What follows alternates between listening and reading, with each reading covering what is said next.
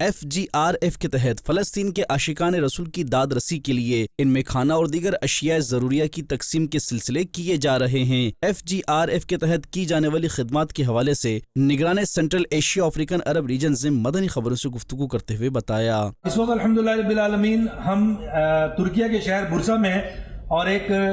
غذائی فیکٹری میں ہیں۔ یہاں پر ہم فلسطین کے مسلمانوں کے لیے آرڈر دینے کے لیے آئے ہیں اور آفات کی ریکمنڈیشن کے مطابق اس وقت ہم جو کھانا ہے، جو کھانے کی چیزیں ہیں، وہ پیکڈ آئٹم فائنل کرنے کے لیے یہاں موجود ہیں۔ آفات کی ریکمنڈیشن کے مطابق ہم یہ ٹن پیکس میں جو پکا ہوا کھانا ہے اس طرح ٹن پیکس میں یہ پرووائڈ کریں گے۔ اس کے علاوہ ناشتے دیگر چیزوں کے لیے یہ ٹن پیک اور اس طرح کی جو چھوٹی پیکنگ میں چیزیں ہیں پلاسٹک کی،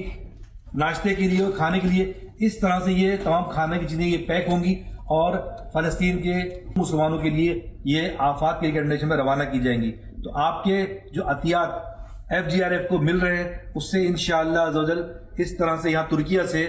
یہ غذائی اجناس روانہ کی جائیں گی۔ مدنی چینل کے ناظرین، آپ بھی اپنے عطیات دعوت اسلامی کے شعبہ FGRF کے تحت فلسطین میں ہونے والے امدادی کاموں کے لیے پیش کیجیے۔